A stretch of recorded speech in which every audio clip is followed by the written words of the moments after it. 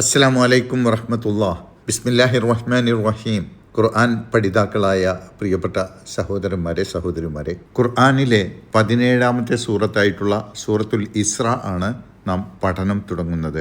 അള്ളാഹു നല്ല നിലയിൽ ഖുർആനിലെ കാര്യങ്ങൾ മനസ്സിലാക്കാനും വിശദീകരിക്കാനും പഠിക്കാനും നമ്മെ അനുഗ്രഹിക്കുമാറാകട്ടെ. ഇന്ന് ഈ സൂറത്തിന്റെ ആമുഖമാണ് പറയുന്നത്. രാത്രിയിൽ യാത്ര ചെയ്യുക എന്നതിന് ഇസ്രാ എന്ന് പറയും. രാത്രിയിൽ നടന്ന നബി സല്ലല്ലാഹു അലൈഹി വസല്ലമയുടെ ഇസ്രാ മിറാജ് യാത്ര പരാമർശിക്കുന്നത് കൊണ്ടാണ് ഈ പേര് സൂറത്തിന് നൽകപ്പെട്ടിട്ടുള്ളത്. സൂറത്തിന്റെ തുടക്കത്തിലും സൂറത്തിന്റെ ഏകദേശം അവസാന ഭാഗത്തും ബനൂ ഇസ്രായേലിയരുടെ ചരിത്രം പറയുന്നത് കൊണ്ട് ഈ സൂറത്തിന് ബനൂ ഇസ്രായേൽ എന്നും പേര് വിളിക്കാറുണ്ട്. സുബ്ഹാന എന്ന വാക്കുകൊണ്ട് തുടങ്ങുന്നത് കൊണ്ട് ഈ സൂറത്തിനെ സൂറത്ത് സുബ്ഹാന എന്നും ആളുകൾ പറയാറുണ്ട്. നബി സല്ലല്ലാഹു അലൈഹി വസല്ലമയുടെ ഇസ്രാ മിറാജ് സംഭവത്തിന് ശേഷം നബി സല്ലല്ലാഹു അലൈഹി വസല്ലം മദീനയിലേക്ക് ഹിജ്റ പോകുന്നതിനു മുമ്പായി മക്കയിലാണ് ഈ സൂറത്ത് അവതരിച്ചത്. ആ അടിസ്ഥാനത്തിൽ ഇതൊരു മക്കി സൂറയാണെങ്കിലും സാധാരണ മക്കി സൂറകളിൽ കാണുന്നതിൽ നിന്നും വ്യത്യസ്തമായി സത്യവിശ്വാസികളിൽ ഉണ്ടാവേണ്ട പെരുമാറ്റ മര്യാദകളും സ്വഭാവ ഗുണങ്ങളും ഈ സൂറത്തിൽ ചില സ്ഥലങ്ങളിൽ പരാമർശിക്കുന്നുണ്ട്. സാധാരണ ഹിജ്റയ്ക്ക് ശേഷം നബി സല്ലല്ലാഹു അലൈഹി വസല്ലമയുടെ മദീന ജീവിത കാലഘട്ടത്തിൽ അവതരിച്ച സൂറത്തുകളിലാണ് പെരുമാറ്റവും സ്വഭാവവും കുടുംബജീവിതവും സാമ്പത്തിക ഇടപാടുമൊക്കെയായി ബന്ധപ്പെട്ട കാര്യങ്ങൾ വരാറുള്ളത്. എന്നാൽ മക്കയിൽ ഇറങ്ങിയ ഈ സൂറത്തിൽ ഇത്തരം ചില കാര്യങ്ങൾ കൂടി ഉൾക്കൊള്ളിച്ചത് മദീനയിലേക്കുള്ള യാത്രക്ക് തൊട്ടു മുമ്പ് അവതരിച്ചതുകൊണ്ടും മദീനയിൽ ഒരു സമ്പൂർണ്ണ ഇസ്ലാമിക സമൂഹമായി ജീവിക്കാനുള്ള സാഹചര്യത്തിലേക്ക് മുസ്ലിങ്ങളെ ഒരുക്കിക്കൊണ്ടുവരുന്നതിൻ്റെയും ഭാഗമായിട്ടാവാം. അതല്ലെങ്കിൽ ഇത്തരം വിഷയങ്ങൾ പരാമർശിക്കുന്ന ഈ സൂറത്തിലെ ആയത്തുകൾ മദീനയിൽ അവതരിച്ചതാവാം. പിന്നെ ആ ആയത്തുകൾ ഈ സൂറയുടെ ഭാഗമായി ചേർത്തതാവാം. 111 ആയത്തുകളാണ് ഈ സൂറത്തിലുള്ളത്. സുപ്രധാനമായ പല കാര്യങ്ങളും ഈ സൂറത്തിൽ വിവരിക്കുന്നുണ്ട്. മക്കയിലെ മസ്ജിദുൽ ഹറാമിൽ നിന്നും ഫലസ്തീനിലെ മസ്ജിദുൽ അഖ്സയിലേക്കുള്ള നബി സല്ലല്ലാഹു അലൈഹി വസല്ലമയുടെ രാപ്രയാണമായ ഇസ്രാ സംഭവം വിവരിച്ചുകൊണ്ടാണ് സൂറത്ത് തുടങ്ങുന്നത്. അമാനുഷികമായ ആ മഹാസംഭവം ഉണ്ടാക്കിയ അള്ളാഹുവിൻ്റെ അപാരമായ കഴിവിനെ വാഴ്ത്തിക്കൊണ്ട് സുബ്ഹാന എന്ന തസ്ബീഹ് കൊണ്ടാണ് സൂറത്ത് തുടങ്ങുന്നത്. സൂറത്തിന്റെ തുടക്കത്തിൽ മാത്രമല്ല മറ്റു ചില സന്ദർഭങ്ങളിലും അള്ളാഹുവിൻ്റെ പ്രകീർത്തനങ്ങൾ വാഴ്ത്തുന്ന തസ്ബീഹ് വന്നിട്ടുണ്ട്. ഈ സൂറത്തിന്റെ മുമ്പുള്ള സൂറത്തുൻ നഹലിന്റെ ആദ്യ സൂക്തത്തിൽ തന്നെ സുബ്ഹാനഹു വ തആല എന്ന് അള്ളാഹുവിനെ പ്രകീർത്തിക്കുന്നുണ്ട്.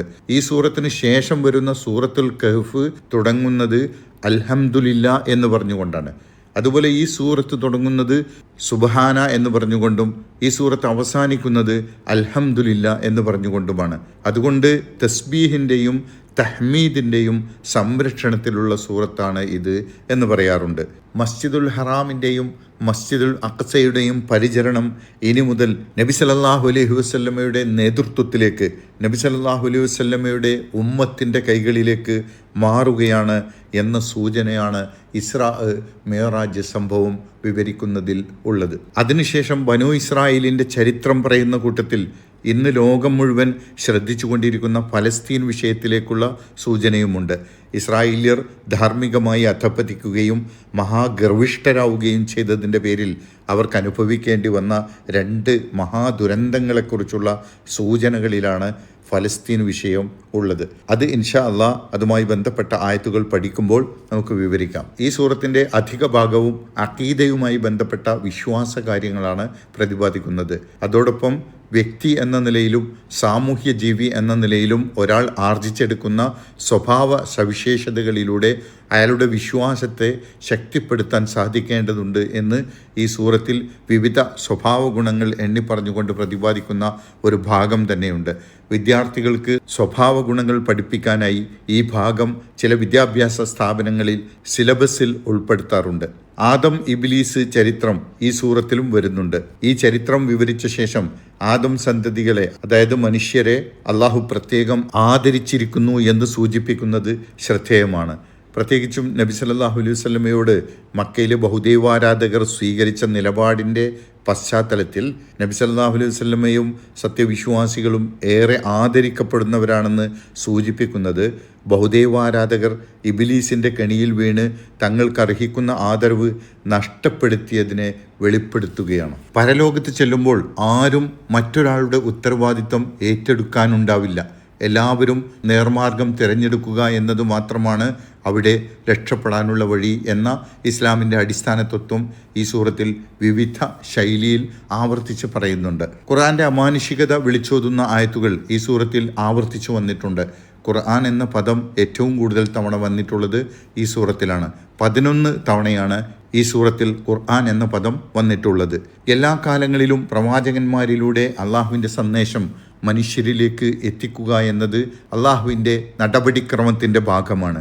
ഈ നടപടിക്രമം പൂർത്തിയാക്കാതെ ഒരു സമൂഹത്തെയും അള്ളാഹു ശിക്ഷിക്കുകയില്ല എന്നും ഈ സൂറത്തിലൂടെ അള്ളാഹു വ്യക്തമാക്കുന്നു.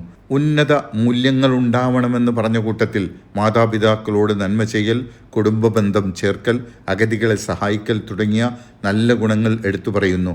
ദുർവ്യയം, കൊലപാതകം, വ്യഭിചാരം, കച്ചവടത്തിലെ ചൂഷണങ്ങൾ, യതീമിൻ്റെ സമ്പത്ത് അപഹരിക്കൽ, അഹങ്കാരം, നന്ദികേട് തുടങ്ങിയ ദുർഗുണങ്ങളിൽ നിന്ന് അകന്നു നിൽക്കാനും ആവശ്യപ്പെടുന്നു.